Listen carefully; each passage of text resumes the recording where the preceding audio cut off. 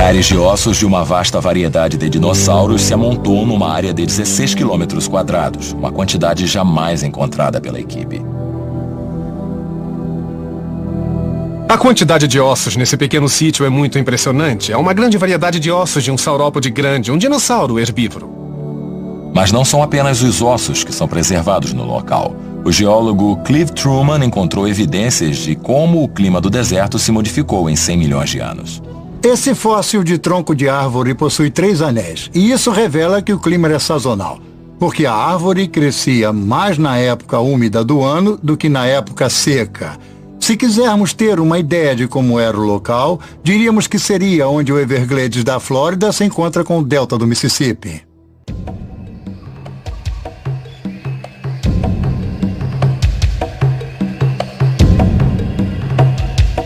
Um viajante no tempo voltando até o período Cretáceo não reconheceria a Tunísia. Na primavera, o delta se tornava viçoso e verde, encharcado pelas chuvas. Um rio seguia seu caminho através de uma floresta de sempre verdes.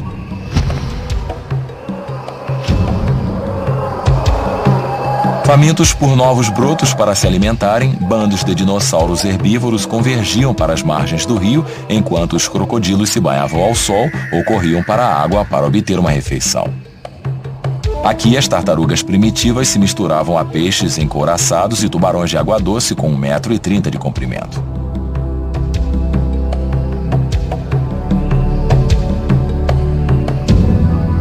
O antigo delta desapareceu há muito, mas o paleontólogo francês Henri Pifetot acha que os resquícios de um espinossauro ainda podem permanecer aqui. Esse é o tipo de espécime de espinossauro que foi encontrado recentemente. É um fragmento de mandíbula de Marrocos e apresenta 2 cavidades oculares. Desde que chegamos aqui na Tunísia, encontramos esse fóssil que é um fragmento de mandíbula e também apresenta 2 cavidades oculares. Um osso de mandíbula é um começo promissor, mas Henrique espera encontrar mais fragmentos do espinossauro.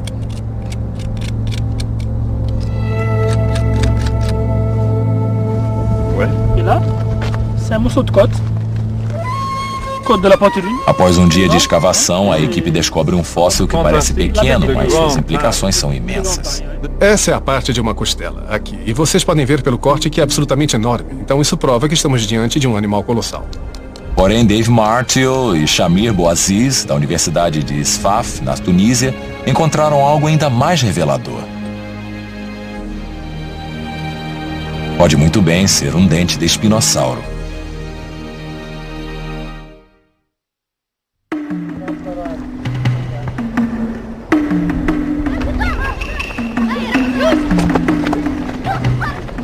No dia seguinte, na base do acampamento, a equipe se dedica a explorar a característica mais bizarra do espinossauro, a larga vela em suas costas. O espinossauro possui costas impressionantes. Eu imagino que a função disso seria essencialmente sexual.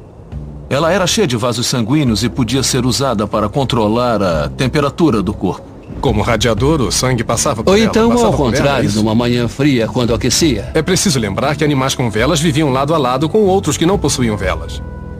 A vela podia possuir uma cor forte para atrair um parceiro, ou agir como um painel de aquecimento solar para aquecê-lo, ou como um radiador para resfriá-lo.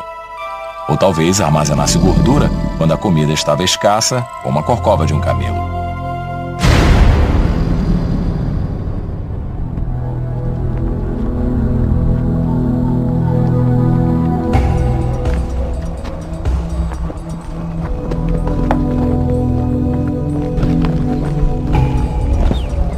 Para saber mais, a equipe precisava encontrar mais.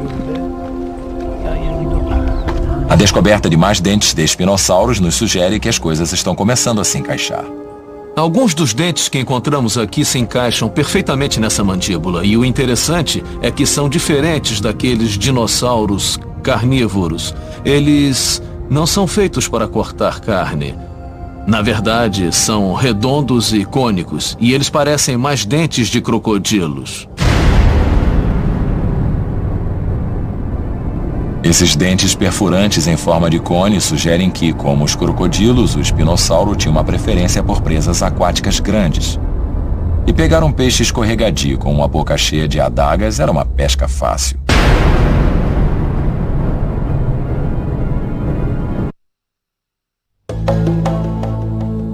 O deserto do Saara é um vazio de 4.800.000 quilômetros quadrados.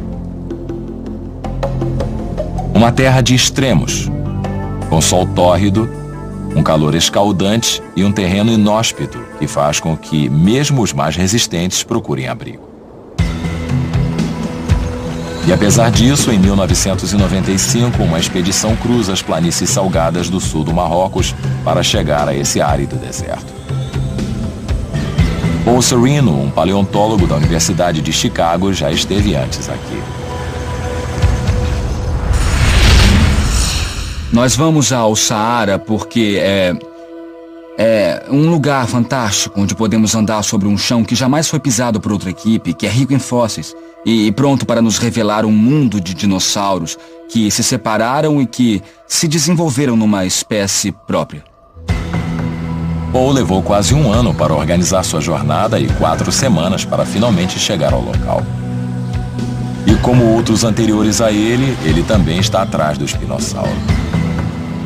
Com uma equipe de pesquisa geológica do sul do Marrocos, a equipe chega à sua primeira estação de parada, um local chamado Anoual, nas Montanhas Atlas. O sopé das Montanhas Atlas possui cerca de 100 milhões de anos. Então, o membro da equipe, Hans Larsen e Paul Sereno, examinam os sedimentos para ver se há algum dinossauro enterrado ali. Uma das maneiras de se dizer com que espécie de sedimento estamos lidando é provar e mastigar. Apenas com 1 ou 2 mordidas podemos determinar quanto de pedregulho há no sedimento. Está um pouco cheio de pedras. Não muito. Mas mesmo assim ele está presente. Só um pouquinho. O sedimento revela se esse local um dia foi uma floresta, um leito de rio ou um deserto.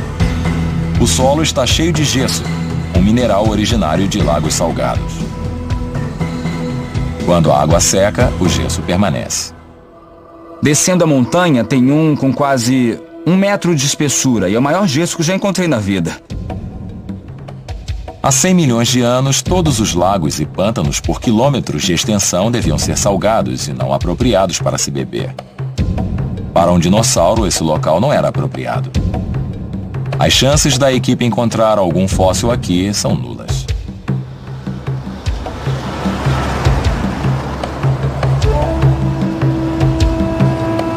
Em seguida, eles resolvem ir para uma região ao sul de Marrocos, chamada Kemkem.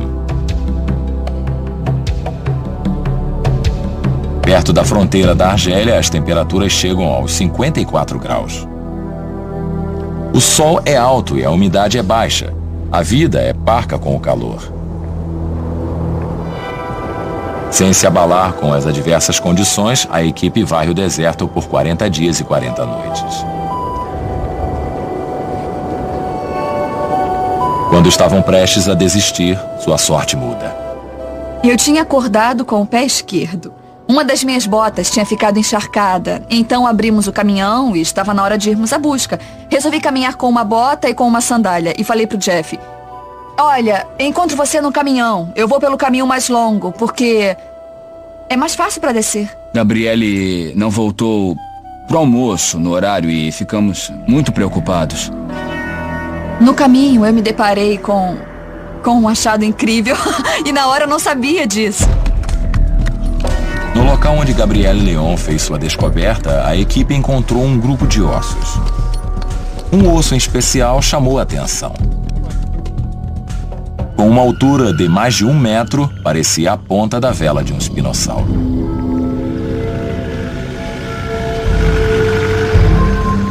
Finalmente, numa noite no acampamento, Sereno começou a juntar as peças. Eu peguei o primeiro fragmento e coloquei no lugar. À medida que as horas passavam, os meus olhos não acreditavam no que estava sendo montado diante de mim. Um especialista experiente na reconstrução de dinossauros, Sereno levou um choque. O osso não pertencia ao espinossauro. Era a escápula de um dinossauro totalmente novo. Ou o batizou de Deltadromeus, significando corredor do delta. Um predador de 11,5 metros com braços curtos e pernas longas, equipado para correr mais que suas presas em alta velocidade.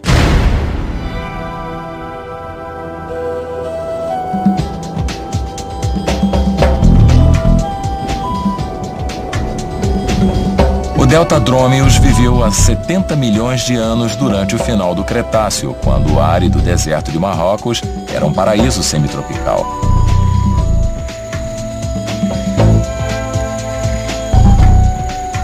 Aqui a floresta pulsava repleta de vida, enquanto altas árvores se enfileiravam às margens do rio, atraindo bandos de famintos herbívoros.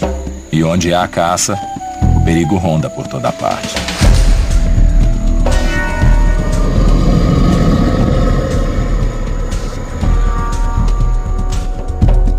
Parece que o Deltadromeus não era o único carnívoro que caçava por aqui. Por toda parte onde Sereno e sua equipe estiveram, surgiram dentes gigantescos semelhantes a de tubarões. Em algum lugar, um assassino desconhecido jazia à espera da equipe. Procurar ossaturas no Saara é como procurar agulha num palheiro do tamanho da América do Norte. Após 8 semanas no deserto, a equipe estava exausta.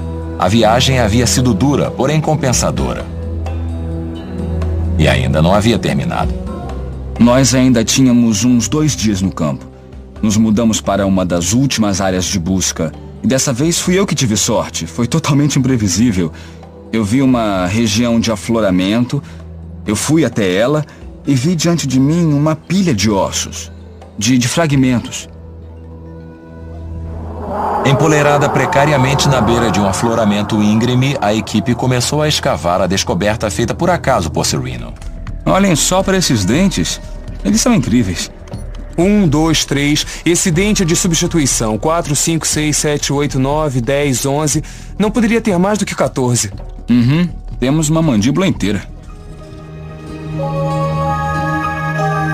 Sereno havia se deparado com o que se tornaram um dos mais importantes e aterrorizantes dinossauros que a África havia possuído. Encontrar é uma coisa. Levar meia tonelada de rocha para o caminhão é outra.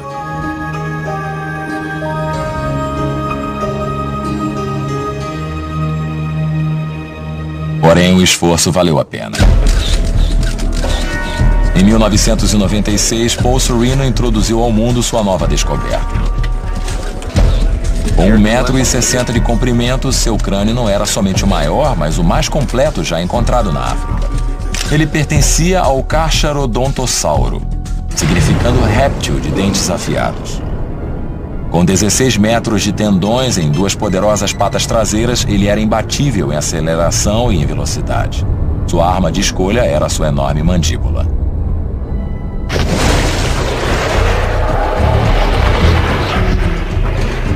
O Carcharodontosauro estava bem à frente de seus concorrentes. Embora se parecesse com o tiranossauro, ele era único.